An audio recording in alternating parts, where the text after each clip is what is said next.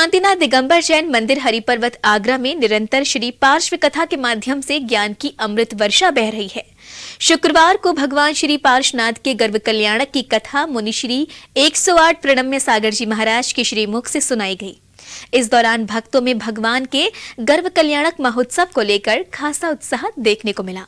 ताज नगरी की धरा पर जैन समाज में मुनि श्री संघ के चातुर्मास को लेकर खासा उत्साह देखने को मिल रहा है। हरिपर्वत स्थित श्री शांतिनाथ दिगंबर जैन मंदिर में भी मुनि श्री संघ के श्रीमुख से निरंतर ज्ञान की अमृत वर्षा हो रही है, जिसका रसपान करने के लिए बड़ी संख्या में भक्त कथा स्थल पर पहुंच रहे हैं। उससे ये समझना कि आपके गर्भ में वह आत्मा आ चुका है और वह पारस के नाम से, श्री पारसनाथ भगवान के नाम से जगत में प्रधान पुरुष बनकर के आपके लिए और इस जगत के लिए मंगलदायी होगा। शुक्रवार को भी श्री पार्श्व कथा की शुरुआत मुनि श्री के पाद प्रक्षालन और संत शिरोमणि आचार्य श्री विद्यासागर जी महाराज के चित्रनावरण के साथ हुई, जिसके बाद मंगलाचरण के माध्यम से मुनि श्री की वंदना की गई। मंगलाचरण का सौभाग्य शांतिनाथ दिगंबर जैन महिला मंडल को मिला, जिसके बाद मुनि श्री 108 प्रणम्य सागर जी महाराज के श्रीमुख से पार्श्व कथा सुनाई गई। मुनि श्री ने कथा को आगे की दिशा में बढ़ाते हुए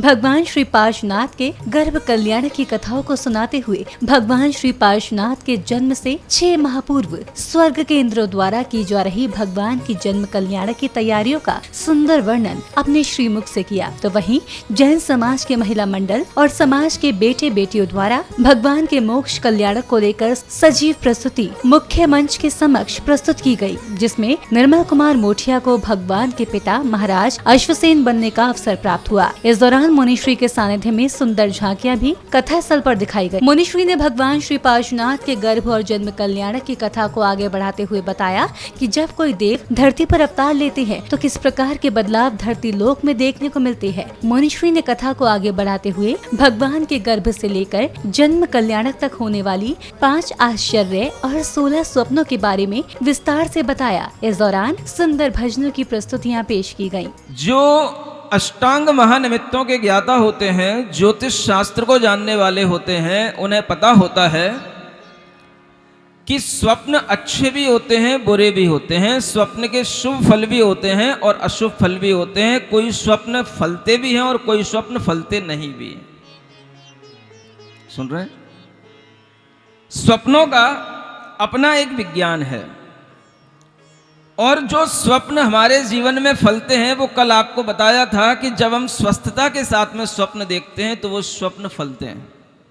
एक कारण ये है और दूसरा कारण होता है दैवज स्वप्न के रूप में उसे कहा जाता है कि अगर हमारा दैव माने हमारा भाग्य, हमारा पुण्य या पाप जैसा भी प्रबल होता है वह हमारे लिए स्वप्न के रूप में सामने आता है, उसे हम दैवज स्वप्न कहते हैं।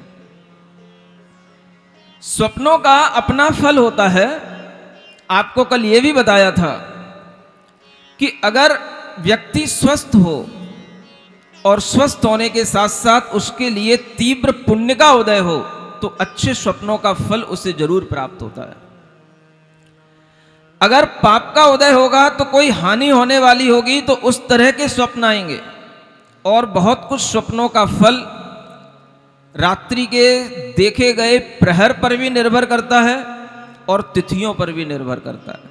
मुनिश्री ने कथा के दौरान बताया कि काशी देश में वाराणसी नामक एक नगरी थी। महाराज अश्वसेन वहाँ के राजा थे। वामा देवी उनकी महारानी थी। वैशाख कृष्ण द्वितीय को शुभ नक्षत्र में पार्श्वनाथ का जीव वामा देवी के गर्भ में आया तो वही इंद्र की आज्ञा से धनपति कुबेर ने गर्भावतरण के 6 माह पूर्व से रत्न वर्षा प्रारंभ कर दी, जिसका सजीव रूपांतरण कथा स्थल पर हजारों की संख्या में मौजूद भक्तों के बीच देखने को मिला। जो आपने सिंह पीठ पर जो देखा है वह बालक इस बात को बताने वाला होगा कि वो 3 लोक में सबसे ज्यादा धनी होगा, सबसे ज्यादा वैभव संपन्न होगा।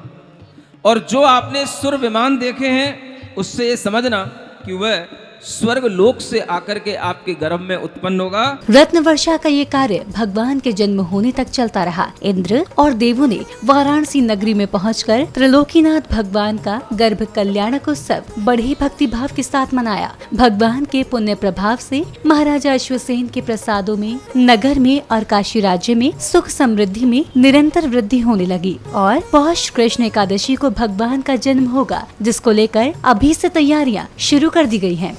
जननी वैसे तो माँ स्वयं ही अविकार है, निर्मल है, लेकिन वह कुलाचल वासिनी देवियां उनको आकर के और शुचि बनाती हैं और पवित्र बना देती हैं।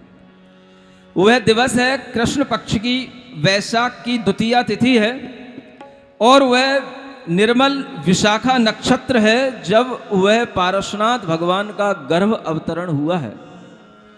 जैसे सीप में मोती का वास हो जाता है, वैसे ही उस निर्मल गर्भ में भगवान निराबाध रुकते हैं, किसी भी तरह का उन्हें कष्ट नहीं होता। बता दें कि भगवान के गर्भ में आते ही माता वामा देवी को 16 स्वप्न दिखाई दिए, जिसको लेकर मुनिश्री ने कथा के दौरान स्वप्नों का सुंदर वर्णन करते हुए स्वप्न में दिखाई वस्तुओं का विस्तार से वर्णन किया। आज हमारा जीवन धन्य हो गया, जो भगवान के माता पिता बनने का सुअवसर प्राप्त हुआ। ये कुछ चंद लोगों को ही मिलता है जो आज जिसका सौभाग्य हमको मिला। मैं तो कहता हूँ कि इस जीवन का सबसे महत्वपूर्ण और कीमती दिन आज का मैं मानता हूँ और इस तरह का आगे से हमारे जीवन में परिवर्तन आए, ये हमारा बहुत बड़ा सौभाग्य होगा। और आचार्य श्री विद्यासागर जी के शिष्य प्रणब सागर जी महाराज, जो कि आगरा की भूमि को इन्होंने धन्य कर दिया और धर्म प्रभावना इतनी तेज़ी से आगे बढ़ रही है कि हमें ऐसा लगता है कि आगरा जैन समाज धर्म के मामले में अग्रणी होगा। बहुत बहुत धन्यवाद। आज भगवान पार्श्वनाथ भगवान का गर्भ कल्याणक दिन था, तो उसका सौभाग्य हमको प्राप्त हुआ और कल जन्म कल्याणक है, उसका भी सौभाग्य हमें प्राप्त हुआ। आज मुझे भगवान की माता बनने का सौभाग्य मिला है, मेरा जीवन सफल हो गया। मैंने 16 सपने देखे, तो मैंने अपने आप को मैं बहुत धन्य समझती हूँ कि मुझे इस पर्याय में बहुत अच्छा दिन आज का मेरा मिला है। मुझे आज जो आपकी देवियों द्वारा सवाल जवाब किए गए वो क्या थे? देवियों ने आपसे सवाल किए थे, आपने जवाब दिए थे? आज देवियों ने मुझसे सवाल पूछे, मैंने बहुत अच्छे तरीके से उनको जवाब दिया। मुझे बहुत अच्छा लगा। जन्म कल्याण को लेकर क्या तैयारी है? आज मुझे बहुत उत्साह महसूस हो रहा है। फिलहाल कथा अपने अंतिम पड़ाव की ओर अग्रसित है, तो वहीं कथा स्थल पर भक्तों का उत्साह भी देखते ही बन रहा है। जिनवाड़ी चैनल के लिए MD Jain inter college Hariparvat, Agra, Uttar Pradesh से ब्यूरो रिपोर्ट।